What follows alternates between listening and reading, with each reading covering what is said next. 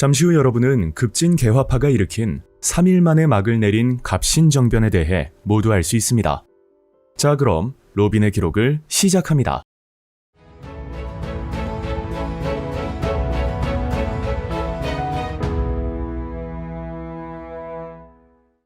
이모군란 이후 청의 내정 간섭이 심해지자 김옥균, 박영효, 홍영식 등 젊은 양반 관료들은 청의 내정 간섭과 정부의 사대적인 태도를 비판하며 급진적인 개혁을 추구하였습니다. 이들을 가리켜 급진 개화파 또는 개화당이라 부릅니다. 근대 개혁을 추진하기 위해 정부가 해결해야 할 가장 큰 문제는 운영 자금을 확보하는 일이었습니다.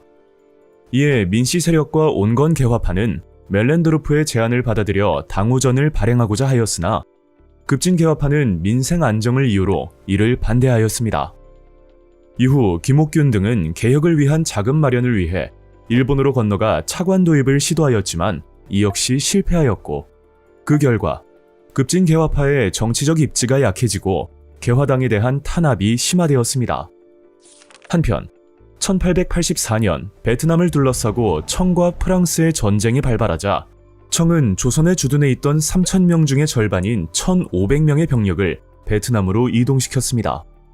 이에 급진 개화파는 일본 공사에게 군사적, 재정적 지원을 약속받고 정변을 일으키기로 결정하였습니다. 1884년 김옥균을 중심으로 한 급진 개화파는 우정총국 개국 축하연을 기회로 갑신정변을 일으켜 민씨 정권의 핵심 인물들을 제거하고 개화당 정부를 수립하였습니다.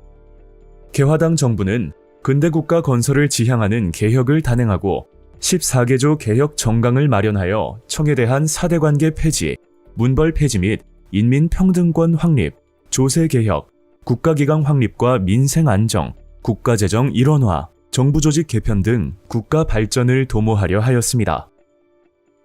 대원군을 즉시 환국하도록 할 것, 문벌을 폐지하여 인민평등의 권리를 제정하고 능력에 따라 관리를 등용할 것, 지조법을 개혁하여 국가 재정을 넉넉하게 할 것, 부정한 관리 중 그 죄가 심한 자는 치죄할 것, 각 도의 환곡은 영구히 중단할 것, 급히 순사를 두어 도둑을 막을 것, 해상 공국을 혁파할 것, 국내 재정은 모두 호조가 관할할 것, 의정부와 육조 외에 불필요한 관청은 모두 없애고 대신과 참찬히 협의하여 처리할 것. 이와 같이 14개조 개혁 정강을 통해 갑신정변을 일으킨 급진 개화파의 지향점을 알 수 있습니다. 갑신정변이 일어나자 청은 위안스카이를 앞세워 군대를 출동시켰습니다. 이에 일본군은 약속을 어기고 곧바로 철수하였고, 정변은 청에게 진압되어 3일 만에 막을 내렸습니다. 정변을 주도하였던 홍영식은 청군에게 붙잡혀 목숨을 잃었고, 김옥균, 박영효, 서광범, 서재필 등 나머지 세력은 일본 공사관에 피신하였다가 일본으로 망명하였습니다. 갑신정변의 결과 조선은 1884년 일본과 한성조약을 체결하여 일본에 배상금을 지불하고 일본 공사관 신축 비용 등을 부담해야 했습니다. 이듬해인 1885년 청과 일본은 텐진 조약을 체결하여 조선에서 양국 군대를 동시에 철수하기로 하였으며, 양국이 조선에 파병하는 경우 서로에게 통보하기로 규정하였습니다.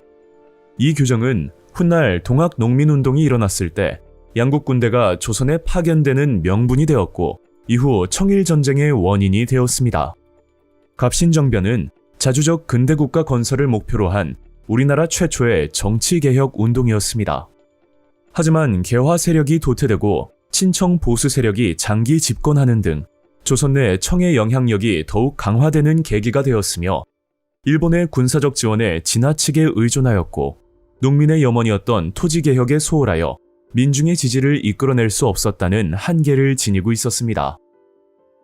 이후 조선의 역사는 어떻게 흘러갈까요? 영국이 조선 영토를 불법 점거한 거문도 사건으로 다시 찾아오겠습니다. 로빈의 역사 기록.